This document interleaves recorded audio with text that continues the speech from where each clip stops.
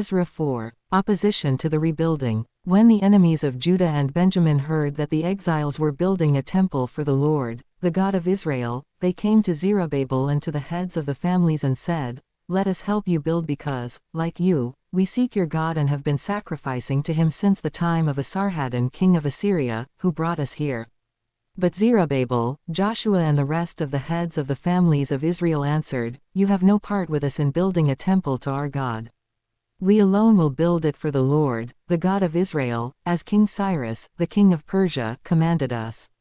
Then the peoples around them set out to discourage the people of Judah and make them afraid to go on building.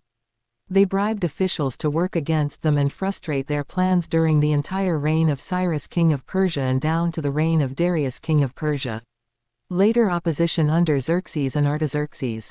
At the beginning of the reign of Xerxes, they lodged an accusation against the people of Judah and Jerusalem.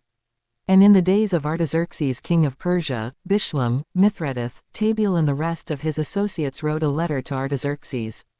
The letter was written in Aramaic script and in the Aramaic language. Rehum the commanding officer and Shimshai the secretary wrote a letter against Jerusalem to Artaxerxes the king as follows. Rehum the commanding officer and Shimshai the secretary, together with the rest of their associates, the judges, officials and administrators over the people from Persia, Uruk and Babylon, the Elamites of Susa, and the other people whom the great and honorable Ashurbanipal deported and settled in the city of Samaria and elsewhere in Trans-Euphrates. This is a copy of the letter they sent him.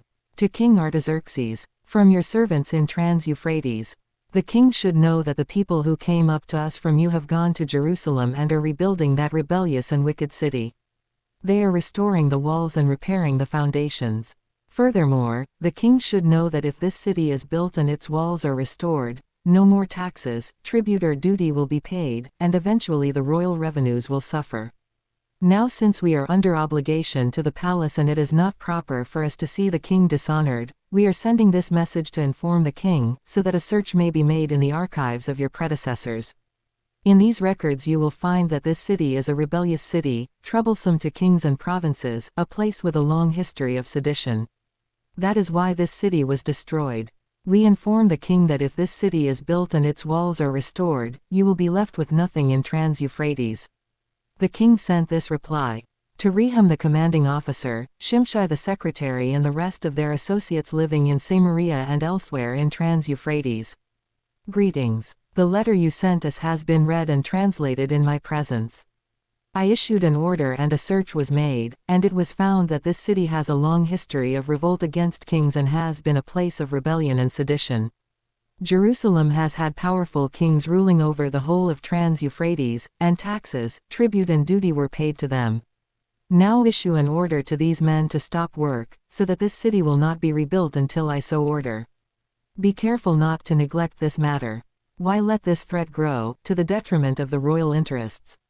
As soon as the copy of the letter of King Artaxerxes was read to Rehum and Shimshai the secretary and their associates, they went immediately to the Jews in Jerusalem and compelled them by force to stop. Thus the work on the house of God in Jerusalem came to a standstill until the 2nd year of the reign of Darius king of Persia.